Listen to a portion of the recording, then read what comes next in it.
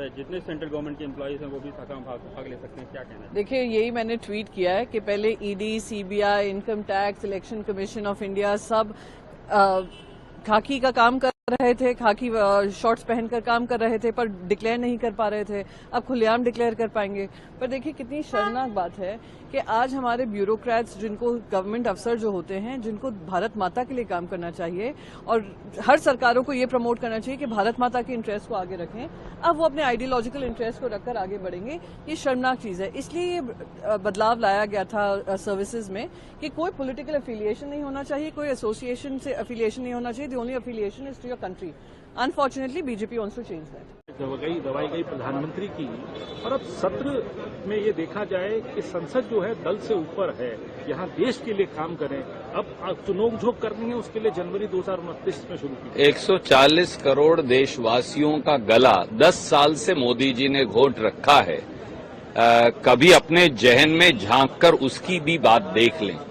और जहां तक संसद का सवाल है, संसद का तिरस्कार, संसद की अनदेखी और संसद को एक तरह से कठपुतली बनाए रखने का काम वो प्रधानमंत्री मोदी जी ने किया है। और वो ये भी जान लें कि उनको मैंडेट नहीं दिया गया है, उनका मैंडेट तो 240 पर खारिज हो गया है। वो तो बैसाखियों के सहारे सत्ता में है, इसलिए संसद के प्रति और संविधान के प्रति जिम्मेवारी और ज्यादा है।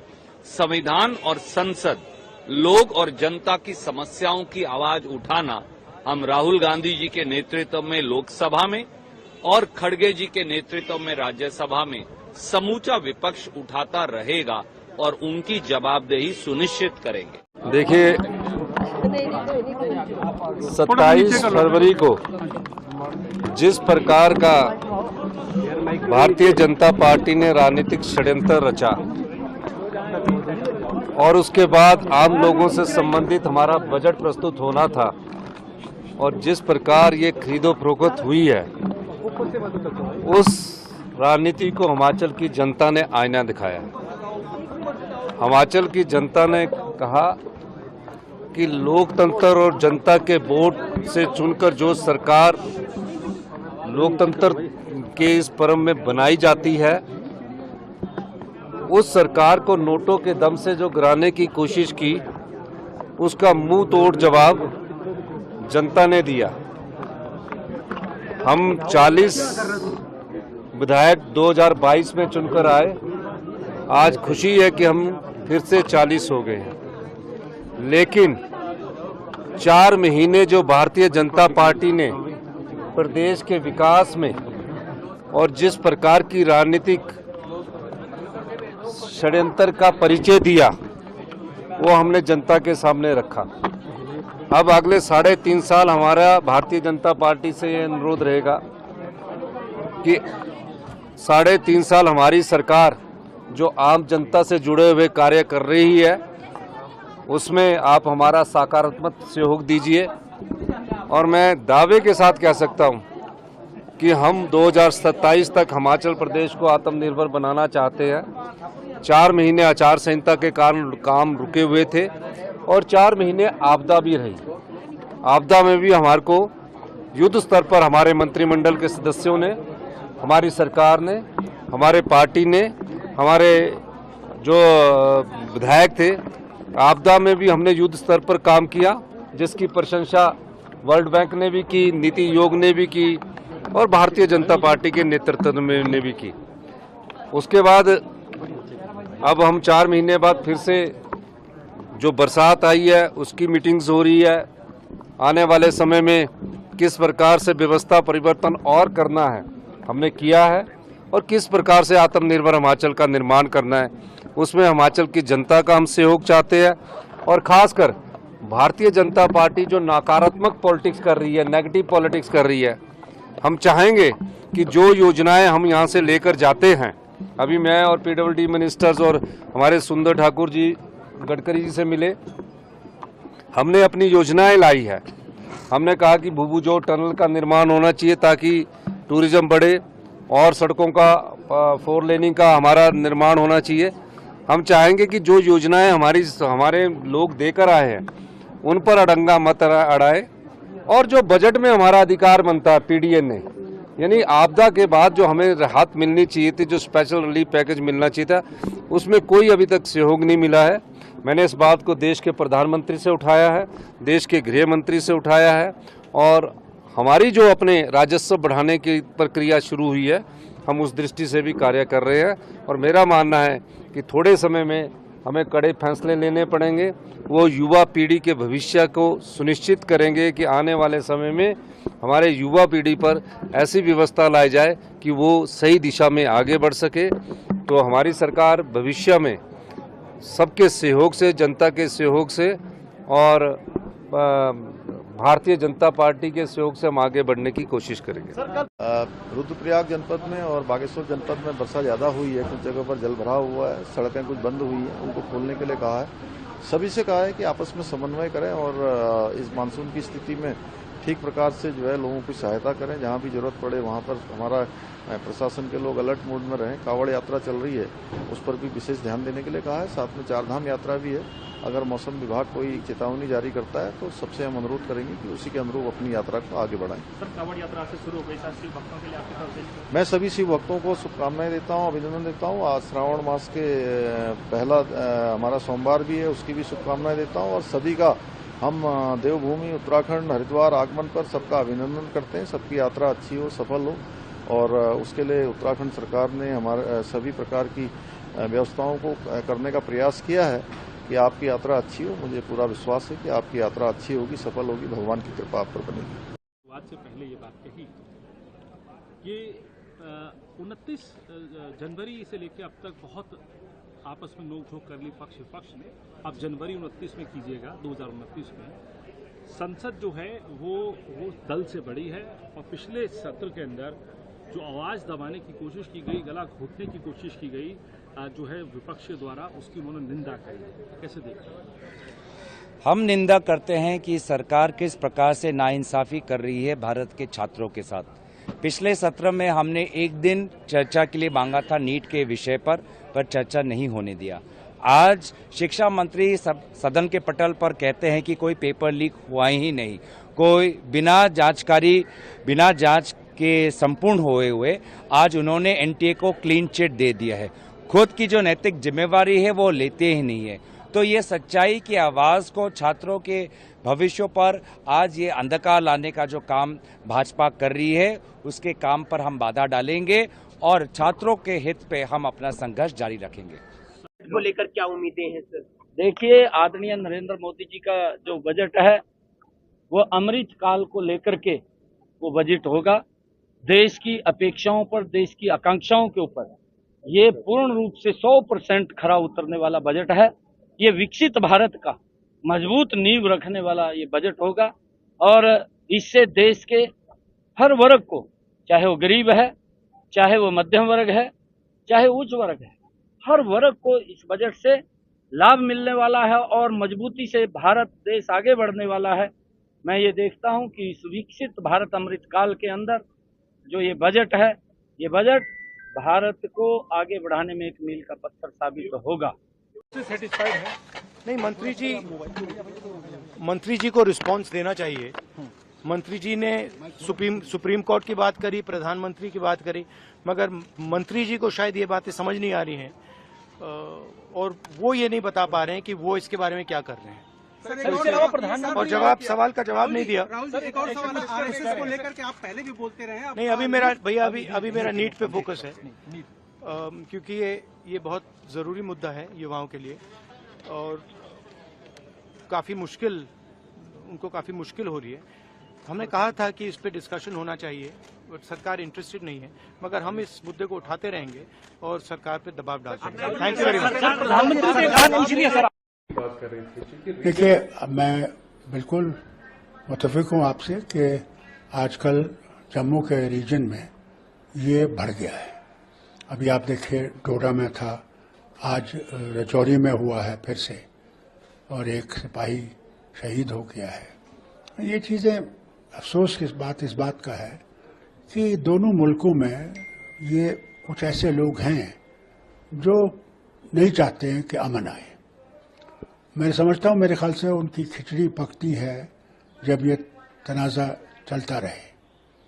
कोशिश करनी चाहिए हम लोगों को भी कि ये चीज़ ना हो और ये बंद हो जाए। क्या हम लोग रहना चाहते हैं अमन में, और अमन बिगड़ जाता है। आज देखिए कितनी और फौजें लाई गई हैं, करीबन 7,000 से ज़्यादा जायद हमारे फौजियों को और से लाया गया है इन पहाड़ी इलाकों में। डॉक्टर साहब, क्योंकि आप अमन पर पीस प्रोसेस पर काफ़ी स्ट्रेस दे रहे हैं, लेकिन शायद ये पॉसिबल नहीं है वहाँ से जो इन्फिल्ट्रेशन लगातार हो रही है, ऐसे माहौल में डायलॉग प्रोसेस की कोई गुंजाइश है? इसीलिए मैंने कहा ना कि गवर्नमेंट ऑफ इंडिया तैयार नहीं होगी, कुछ भी हो जाए।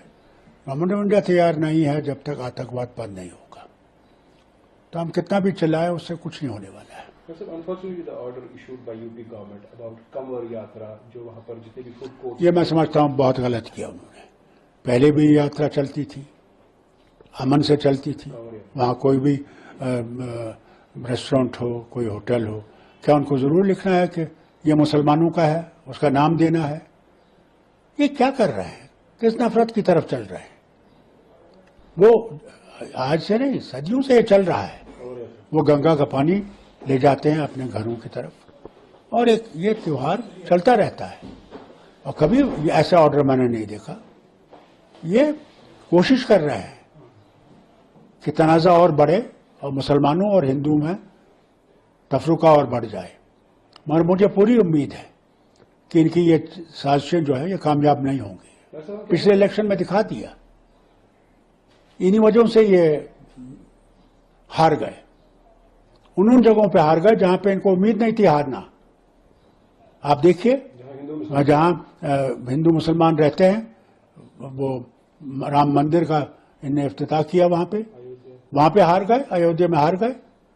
फिर देखिए वो उत्तराखंड में, वहां पे भी जो बद्रीनाथ का मंदिर है उस इलाके में हार गए। ये दिखाता है कांवड़ यात्रा पर ऑर्डर निकालना, वो इनकी एक जो प्लानिंग है वो सीधा इंडिकेट करती है, बिल्कुल इंडिकेट करती है कि नफरत पैदा करना चाहते हैं। मगर मुझे पूरी उम्मीद है कि हिंदुस्तान के लोग अब काफी समझ गए हैं कि नफरतों से हिंदुस्तान बढ़ेगा नहीं, हिंदुस्तान मोहब्बत से बढ़ेगा, और मोहब्बत से ही हम लोगों को आगे चलना है। और मैं कहूंगा इनसे, यूपी की हुकूमत से गुजारिश करूंगा कि ऐसे कानून वापस ले लीजिए, नफरतें कायम मत कीजिए। जो हमारे यहाँ अटैक से भी आपने जम्मू की बात की है, क्या उसका इम्पैक्ट हमारे यहाँ पड़ेगा? जो असेंबली इलेक्शंस की हम एक्सपेक्टेशन कर रहे थे शायद नहीं होगा। देखिए, हमने 96 में, जबकि इससे ज्यादा आतंकवाद था, ग्रेनेड और क्या क्या नहीं होता था, कितने लोग मारे जाते थे रोज, मगर इलेक्शन हुआ, हमने हुकूमत बनाई और बड़ी कामयाबी से 6 साल उस हुकूमत को चली, यहाँ के लोगों की मुश्किलात को दूर किया। आज तो इतना हाल नहीं है, ये तो इनकी कमजोरी होगी। अगर ये इलेक्शन नहीं करेंगे तो अभी इनने फिर अपना जो है, वो जो कहते थे यहाँ अमन है, तो इनका तो फिर वो सब ढोंग जो है खत्म हो जाएगा। अपनी तरफ से यहाँ ऑलमोस्ट सारी पॉलिटिकल पार्टीज रेडी है, ऑलरेडी इनकी खुद की पार्टी रेडी है। Thank you very much. शुक्रिया। नहीं, मुझे इसमें कहीं भी कोई भी प्रॉब्लम नहीं दिखाई दे रही है। जो हुआ है ठीक हुआ है। जिसकी दुकान है, अगर हमें उसका नाम पता हो कि कौन आदमी है, किसने अपनी दुकान लगाई है, तो इसमें what's wrong in it? I don't think anything is wrong in it. लेकिन विपक्ष कह रहा है कि आप कॉकटेल विपक्ष, देखिए विपक्ष कह रहा है तो विपक्ष की बात आपको विपक्ष से पूछनी पड़ेगी भाई। जहां तक हमारी अपनी बात है, मेरी अपनी बात है, मैंने आपको बता दिया, मुझे इसमें कहीं कोई प्रॉब्लम नहीं दिखाई देती। जिसको जो जा रहा है, जिसको कोई सामान लेना है या खाना खाना है या जो भी करना है, वो उसकी अपनी चॉइस होती है कि उसको किसके यहाँ खाना खाना है ना, उसे पता होना चाहिए। There is nothing wrong in it.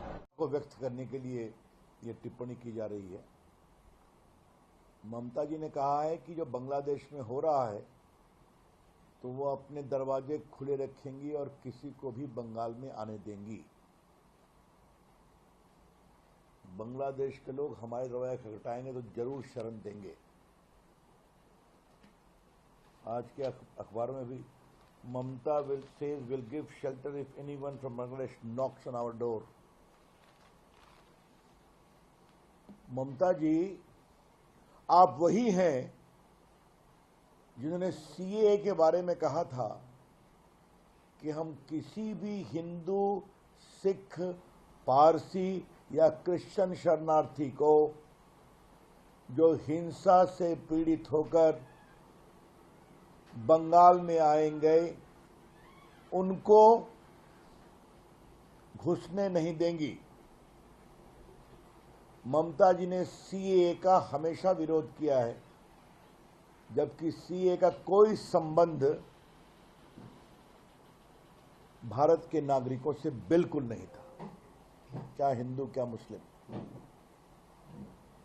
तो एक तरफ जो अल्पसंख्यक हिंदू या क्रिश्चियन या सिख या पारसी, चाहे बांग्लादेश हो या पाकिस्तान हो अफगानिस्तान हो, वहां अपने आस्था के कारण विक्टिमाइज होते हैं, पीड़ित होते हैं, उनको स्थान नहीं देंगी। और आज कह रही हैं कि जो भी आएगा उनको हम बसाएंगे। इसका मतलब क्या है? दूसरी बात, बार बार ममता जी और अखिलेश यादव भी थे और राहुल गांधी ये संविधान संविधान की बात करते हैं। संविधान में आपको यह अधिकार है क्या? ये अधिकार भारत सरकार का है, केंद्र सरकार का है। आप भी केंद्र मंत्री रही हैं। This power does not belong to the state government at all. किसको नागरिकता देनी, किसको बसाना, किसको नहीं बसाना। और ममता जी को मैं थोड़ा याद दिलाना चाहूंगा, 71 का वॉर हुआ था तो उस समय भी तत्कालीन केंद्र सरकार ने फैसला किया था कि जो विस्थापित आए थे उनको हम बसाएंगे, क्योंकि वहां विक्टिमाइज हो रहे थे। बांग्लादेश का इंटरनल मैटर है, सेटल हो जाए, हम सभी इसका आग्रह करेंगे, हमें उसमें नहीं पड़ना है। लेकिन एक मुख्यमंत्री सीधा घोषणा करे, इसका मतलब क्या है? क्या भारत की एकता को तोड़ना चाहती हैं आप? उनके ये भी स्वर निकले कि बंगाल का रिलेशन हिंदुस्तान के साथ अच्छा हो। इसका क्या मतलब है? Mamata ji, I would like to ask you, what do you mean by this? जिस बंगाल ने रामकृष्ण परमहंस, विवेकानंद, रविन्द्रनाथ टैगोर, सुभाष चंद्र बोस ऐसे महान, बंकिम चंद्र चट्टोपाध्याय ऐसे लोगों को की जननी है, उन्हें देश में अलग जगाई, तो आप कहते हैं रिलेशन हम अच्छा करेंगे? आपका ये वक्तव्य भर्त्सना योग्य है और बहुत ही गैर जिम्मेदाराना है ममता जी। इसका शुद्ध और शुद्ध लक्ष्य है, जिस तरीके से बंगाल की डेमोग्राफी बदल रही है उसको जस्टिफाई करने के लिए एक कारण ढूंढना। आपको मालूम है, जब भारत आजाद हुआ था सिर्फ 3 जिले मुस्लिम बहुल थे, अब बंगाल के 9 जिले मुस्लिम बहुल हो गए। लेटेस्ट स्टडी जो आई है, इवन कलकत्ता का डेमोग्राफिक चेंज हो रहा है। मैं स्वयं बंगाल कई बार मैंने दौरा किया है, मैंने देखा है जिले जिले आजकल बांग्लादेशी घुसपैठियों से, रोहिंग्या से भरे हुए हैं। कोई चिंता नहीं है देश की सुरक्षा की।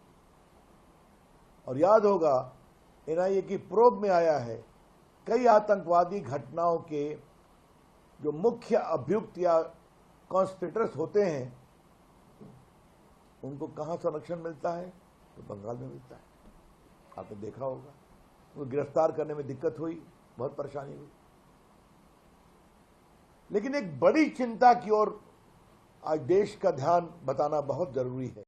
निकल रही है, सावन का पहला सोमवार है, प्रशासन की तरफ से क्या कुछ तैयारियां हैं? देखिए, प्रशासन की जो तैयारियां हैं वो आप सब देख ही रहे हैं कि यहाँ पर जो हमने कोशिश की है कि ज़्यादा से ज़्यादा वॉलंटियर्स लगाए जाएं। इन वॉलंटियर्स के माध्यम से जो भी हमारे जो मंदिर में परिसर में जो आ रहे हैं, जितने भी भक्त हैं, उनको कोई दिक्कत ना हो। साथ ही साथ हमारी तरफ से जो रूट व्यवस्था भी बनाई गई है और जगह जगह पे थोड़ा सिक्योरिटी भी रखी गई है ताकि किसी को कोई दिक्कत ना हो और कोई भी अगर कोई अनटूवर्ड इंसिडेंट होता है तो उसको तुरंत किया चाहिए।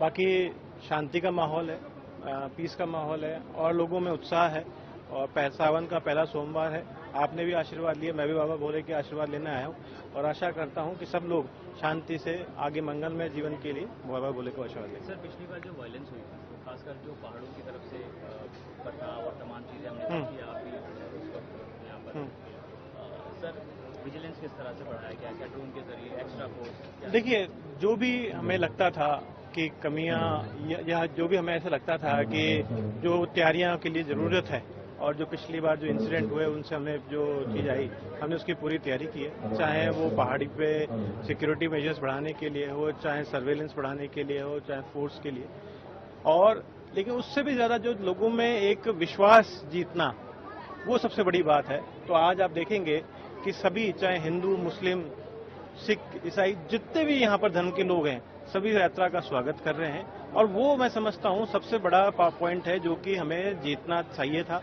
और वो हमने जीता है और एक साल की जो यहाँ के लोगों की मेहनत है वो काम में आई है। सर, कितने बजे यात्रा शुरू होगी, कितने लगभग लोगों के आने की उम्मीद है, पूरा रूट क्या रहेगा और कहाँ जाके खत्म होगी? क्या पिछली बार के मुकाबले कुछ रिस्ट्रिक्शंस भी जो लोग आ रहे हैं यात्रा में उनको लगाई गई? देखिए, ऐसा है, रिस्ट्रिक्शंस कोई नहीं है, केवल इतना सा है कि बिना कोई अस्त्र शस्त्र के, बिना कोई डीजे के यहाँ पर अपना जो भी यात्रा करने वाले हैं वो आए। साथ ही साथ यहाँ पर इतना सा है कि जितने भी हमारे वॉलंटियर्स हैं वो कोऑर्डिनेट करने के लिए लगे हुए हैं और हमने कोशिश यही की है कि ज्यादा से ज्यादा लोग यहाँ पर आएं और दर्शन करें और दिखाएं कि मेवात वैसा नहीं है जैसा कि प्रदर्शित किया जा रहा है। एक शांतिपूर्ण मेवात है और दोनों समुदाय के लोग यहाँ पर आके इस चीज को आगे बढ़ाना चाहते हैं। यात्रा वैसे तो 7 बजे से चालू हो गई है, लोगों का आने का है, लेकिन जो फॉर्मल यात्रा है वो 12:30 बजे से नल्लड़ मंदिर से चालू होगी और यहाँ से जिरका जाएगी, फिर वहाँ पर प्रसाद लेके दर्शन करके फिर जिसिंगाड़ मंदिर जाएगी। सरकार की नाकामी बारिश से भी नहीं बचा पा रही सरकार की ये नाकामी है कि बारिश से भी नहीं बचा पा रही, सोचिए। और मैं जिस समय मुझे जानकारी मिली थी कि इस तरह का सरकार का आचरण है, उसी समय मैंने कहा था कि सुप्रीम कोर्ट स्वयं इस बात को संज्ञान में ले और ऐसे कार्रवाई को रोके।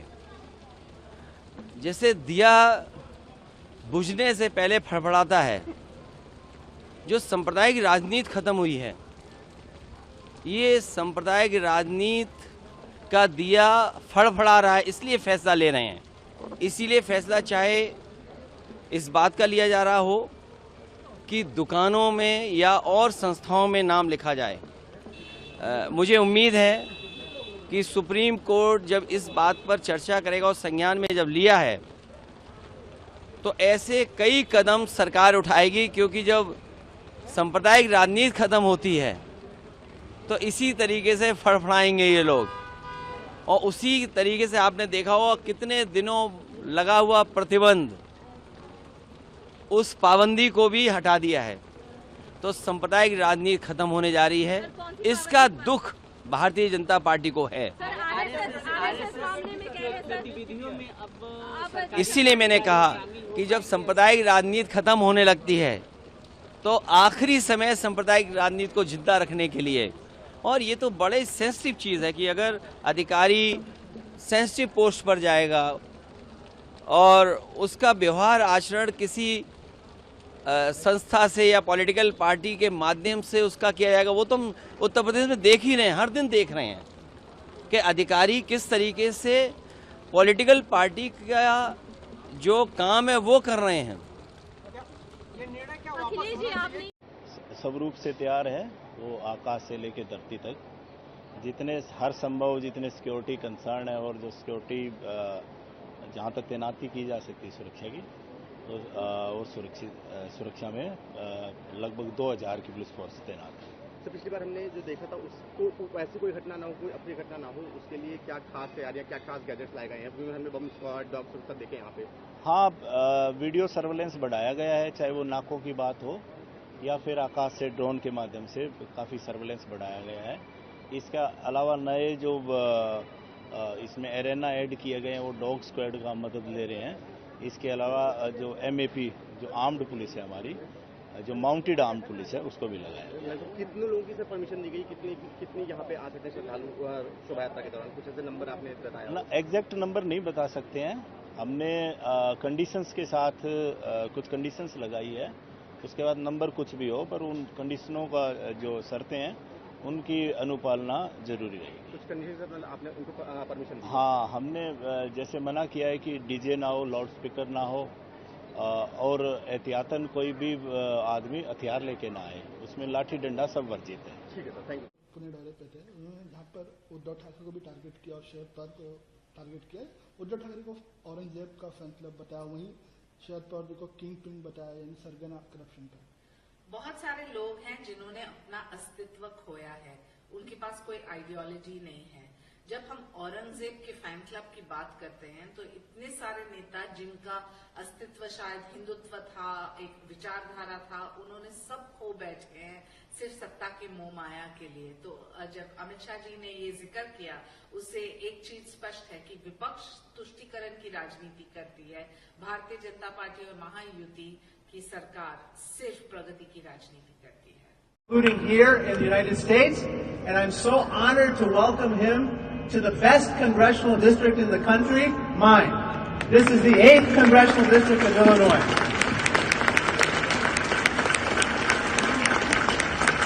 Secondly, can you give a big round of applause to all the young people who are chanting today?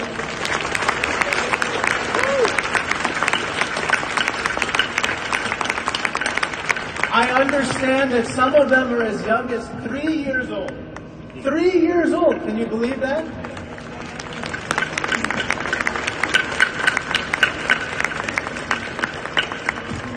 And what they have memorized, what they are chanting are timeless lessons that we will all learn from, but it's so impressive to see this group of people. Third and final point is this. My name is Raja Krishnamurthy. So I think it's only appropriate that I come to this celebration of the Gita and Sri Krishna.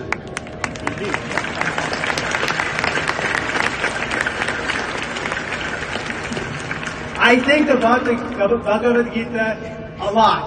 I swore my oath to the Constitution on the Bhagavad Gita.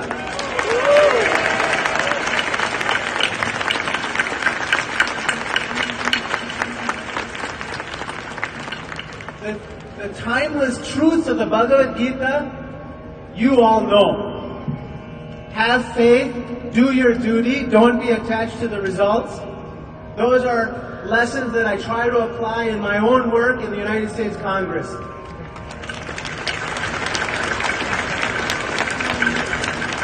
But I have a lot of work to do. So next time, hopefully, one of these days, you will chant Bhagavad Gita in Washington, D.C. And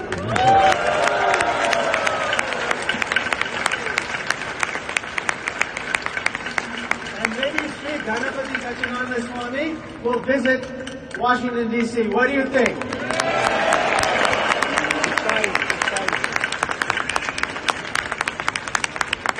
So I close with my favorite saying, yesterday is history, tomorrow's a mystery, but today's a gift.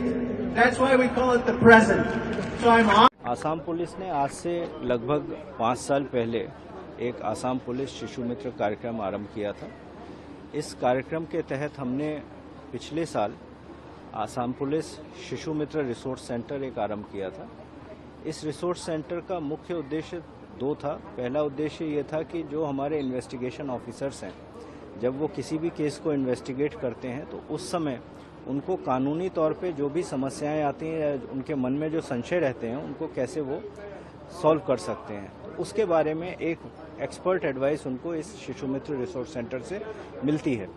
दूसरा ये था कि जो बच्चे जिनको investigation के दौरान जिनसे जो विक्टिम है या जो उसमें विटनेसेस हैं उनके साथ किस तरह से व्यवहार करना है उसके बारे में भी यहाँ ट्रेनिंग दिया जाता है। हर्ष का विषय यह है कि इस पूरी हमारी जो प्रचेष्टा है इससे हमारा जो पॉक्सो केसेस का इन्वेस्टिगेशन है वो अच्छा हुआ है। पॉक्सो केसेस में हमें बहुत अच्छे कन्विक्शंस मिलने शुरू हुए हैं। बच्चों के साथ व्यवहार अच्छा हुआ है। यहाँ तक कि जो हमारा फीडबैक मैकेनिज्म है उस फीडबैक में हमारे पास जो भी फीडबैक आता है उसके हिसाब से बच्चे जो विक्टिम थे या जो विटनेस थे और उनके पेरेंट्स उन्होंने हमें ये बताया है कि आसाम पुलिस का जो व्यवहार है उसमें बहुत इम्प्रूवमेंट हुआ है।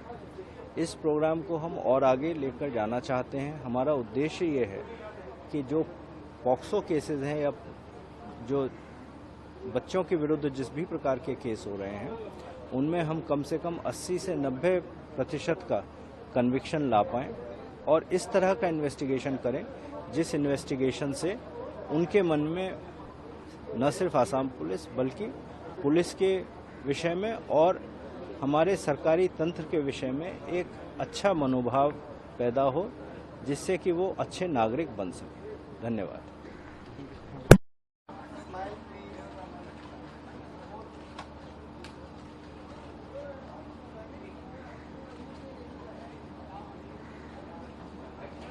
भ्रष्टाचार के सबसे बड़ा सरगना अगर कोई है तो शरद पवार जी। ये सुन के मुझे हंसी भी आई क्योंकि जिस सरकार में श्री अमित शाह जी है उसी सरकार ने वो जब मोदी सरकार थी, अभी तो यूपीए एनडीए सरकार है, पहले जब मोदी सरकार थी उसी मोदी सरकार ने शरद पवार जी को पद्म विभूषण से सम्मानित किया था। तो एक बार तय कर ले बीजेपी कि शरद पवार है क्या। और दूसरी बड़ी बात कि जब जब आपको याद होगा डर्टी डजन आप ही के चैनल में दिखाया था कि एक डर्टी डजन नाम की सीरियल बीजेपी ने चलाई थी, वो 12 के 12 डर्टी डजन जिनके पे भ्रष्टाचार के आरोप भारतीय जनता पार्टी ने किए थे वो सारे आज महाराष्ट्र में मंत्री है।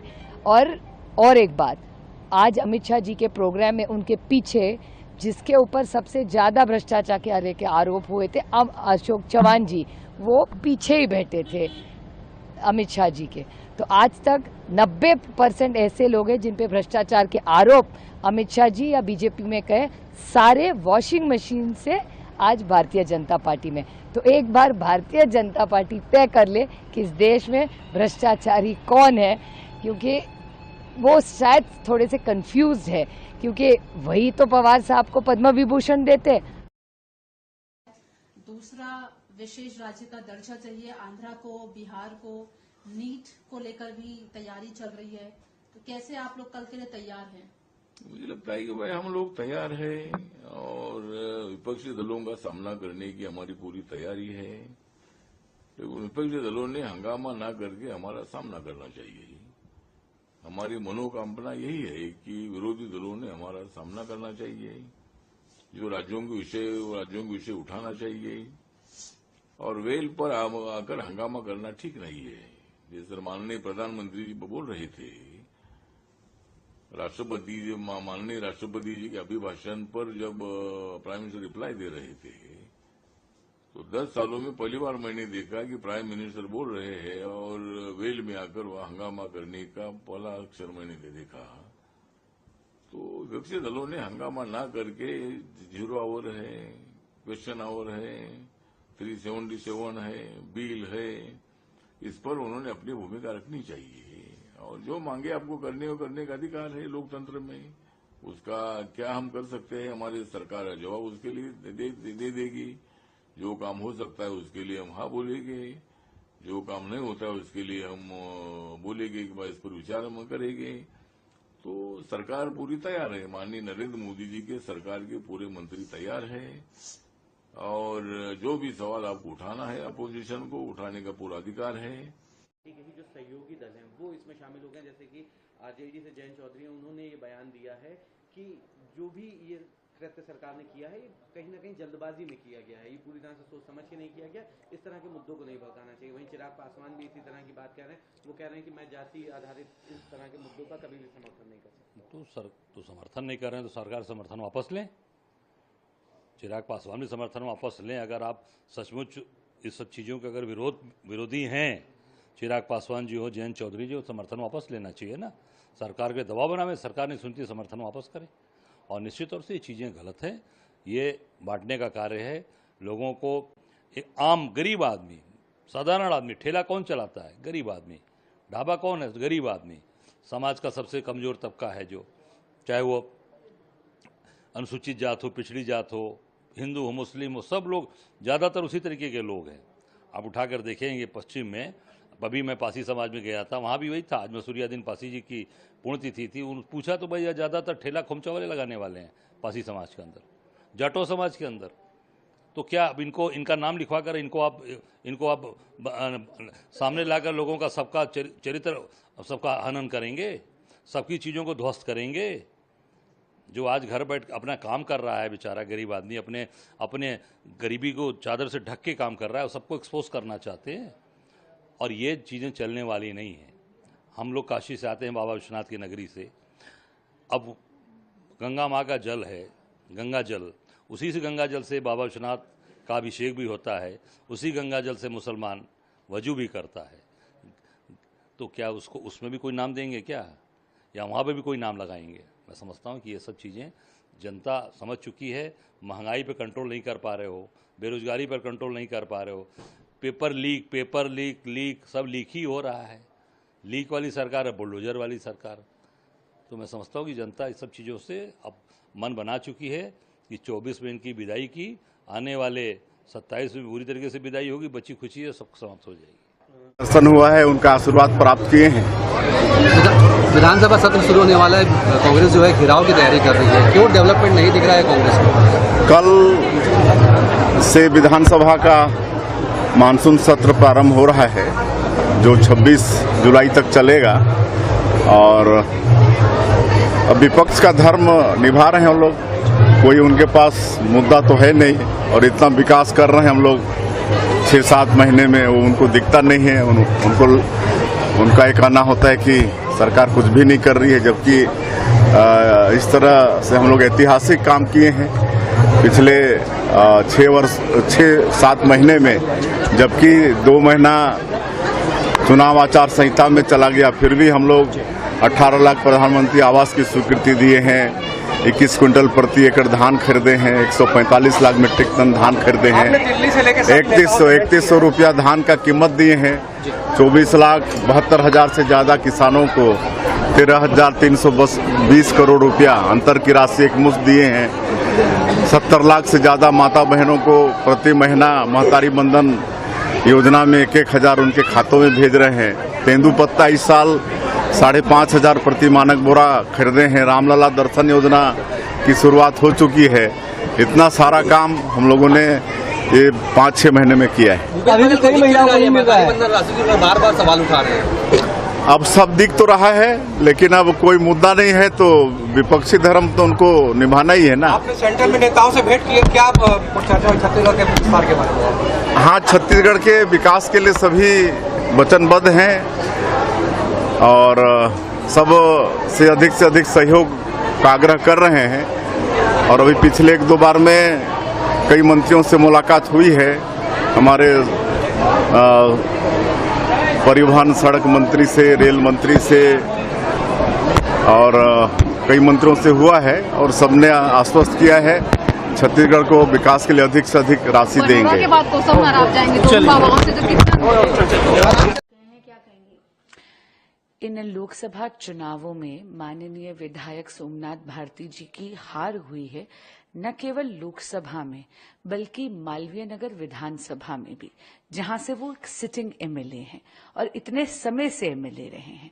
तो स्वाभाविक सी बात है कि उनको अपनी हार पचाने में थोड़ी सी दिक्कत हो रही है। कहीं ना उनके पॉलिटिकल सर्वाइवल का एक प्रश्न उठता है। आगामी विधानसभा चुनावों में उनकी पार्टी उनको टिकट देगी या नहीं, ये चुनाव में ये प्रश्न उठता है। इसलिए मुझे लगता है अपनी हार को जस्टिफाई करने के लिए उन्होंने ये इलेक्शन पिटीशन मेरे खिलाफ दायर करी है। चुनाव प्रचार में भी उन्होंने बहुत से असत्य बोले थे। एक असत्य का पुलंदा इस इलेक्शन पिटिशन में उन्होंने हाईकोर्ट के समक्ष पेश करा है। पर इतना जरूर कहूंगी कि माननीय विधायक सोमनाथ भारती जी के असत्य के सामने या आम आदमी पार्टी के किसी भी झूठ के सामने मैं डटी रहूंगी।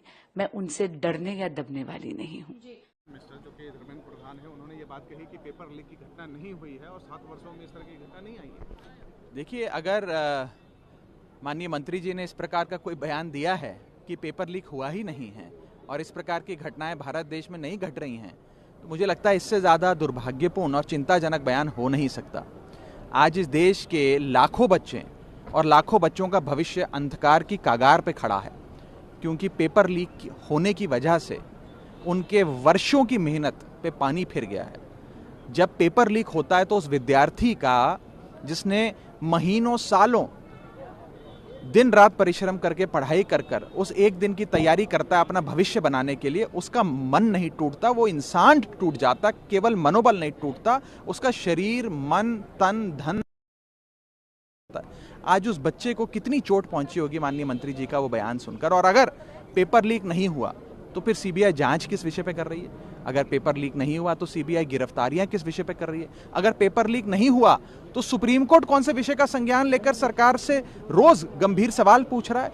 इस प्रकार के असंवेदनशील बयान देना, मुझे लगता है कि उन बच्चों के, उन विद्यार्थियों के जिनके भविष्य पर पानी फेरने का सरकार ने काम किया, उनके जख्म को हरा करने, उनके जख्म पे नमक छिड़कने का काम है। इस बयान का हम खंडन करते हैं और खास तौर पे राज्यसभा में अपने वक्तव्य देते हुए मैंने और हमारी पार्टी ने बड़ी मुस्तैदी से इस बात को कहा था कि इस देश में 2 IPL चल रहे हैं। एक होता है इंडियन प्रीमियर लीग, जो गेंद और बल्ले का खेल होता है, और दूसरा है इंडियन पेपर लीग, जिसके चलते पिछले 10 से 15 सालों में हमने देखा इस देश में राज्य का कोई पेपर हो या केंद्र स्तर का कोई पेपर हो, लगातार पेपर लीक होते गए आए हैं, जिससे लोगों का, बच्चों का और सच्चे ईमानदार मेहनत करने वाले बच्चों का भविष्य अंधकार की ओर जा रहा है। इस सरकार को गंभीरता से लेते हुए इसके खिलाफ सख्त कानून बनाना चाहिए और इस विषय को पहले स्वीकार करते हुए उसकी समाधान की ओर बढ़ना चाहिए। इस प्रकार के असंवेदनशील बयानों से बचना चाहिए।